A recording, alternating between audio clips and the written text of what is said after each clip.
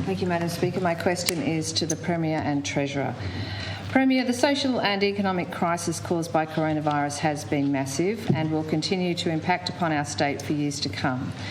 That's why the 2020-21 state budget was widely understood as needing to be the most important since the Second World War. Like most Tasmanians, we hope for a budget full of ambition and a positive vision for our state's future. Unfortunately, it was mostly a continuation of the last 6 years of Liberal policy and failed to rise to this crucial moment. There are plenty of big and exciting ideas out there to address unemployment and inequality. In September, this Parliament called on your government to investigate a Tasmanian job guarantee, but we've heard nothing since. Premier, should we interpret your silence to mean you're ignoring the will of the House? Why wouldn't you take a look at a policy that would be a game changer for thousands of Tasmanians who are out of work through no fault of their own? Will you commit today, finally, to undertaking this investigation as soon as possible? The Honourable the Premier. Madam Speaker, I thank Ms Woodruff, member for Franklin, for that question. Look, I think what you're asking me is whether or not I'm interested in supporting jobs for Tasmanians. And to be frank, that's what this budget's all about. Parliament made a jobs, confidence and the community, Madam Speaker. Jobs, confidence and the community, Madam Speaker. And the point that you made in terms of the budgets that we brought down for the last 6 years, I would point out that at the beginning of this year we had the fastest growing economy in the country, Madam Speaker, record jobs growth and confidence that was leading the nation, Madam Speaker. And importantly, in terms of our business community, Madam Speaker, a business community that felt that our policies were the best in the country. We're the best in the country. Unlike when you were in government with Labor, Madam Speaker, unlike when you were in government with Labor back in 2013-14, when 2 out of 3 small businesses in this state felt that your policies were working against them.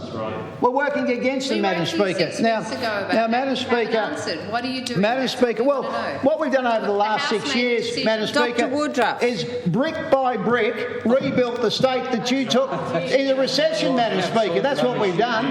Rebuilt the state brick by brick, Madam Speaker, over the last 6 years, Madam Speaker, after Labor and the Greens took it into recession, Madam Speaker. And I'd make the point, Madam Speaker, that we went into this pandemic, Madam Speaker, with not only one of the strongest economies in the country, Madam Speaker.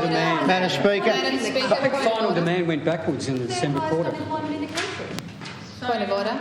Madam Speaker, 45, relevance. The question I asked was not about what the Liberals might be doing. It was about the will of the House and the action that the Premier will be taking to investigate the jobs guarantee. Okay, well, that's not a point of order, but I do ask the Premier to be relevant. Thank you, Madam Speaker. Well, I think it's important to provide a context, Madam Speaker, in terms of my answer on this question, because over 6 years, Madam Speaker, Tasmania became the most confident jurisdiction in the country. We had, going into this pandemic, one of the strongest economies in the country, Madam Speaker, and importantly, the strongest balance sheet out of all of the states and territories, Madam Speaker. And importantly, Madam Speaker, I made this point on Friday, Madam Speaker, you don't manage the finances well, Madam Speaker, for any other reason than what you want to do is have capacity in your balance sheet when you need it. And that's exactly, and Madam Speaker, that's exactly the position that we found ourselves in, and which is why we were able to roll out the single largest, compared as a percentage of our economy, the single largest economic and support package in the country as a percentage of our economy, Madam Speaker. Now, Madam Speaker, the government is focused on creating jobs, Madam Speaker, and supporting jobs in our economy, and that's what this budget is all about, Madam Speaker. Madam Speaker, in terms of the jobs guarantee, Madam Speaker, we are about investing. We are about ensuring that we build confidence, and if we build confidence, then further investment will flow and more jobs will flow. Madam Speaker, I have no interest. Dr. Woodruff. I have no interest, Madam Speaker, in the policy that the member has raised. On this side of the House, Madam Speaker... Hold on.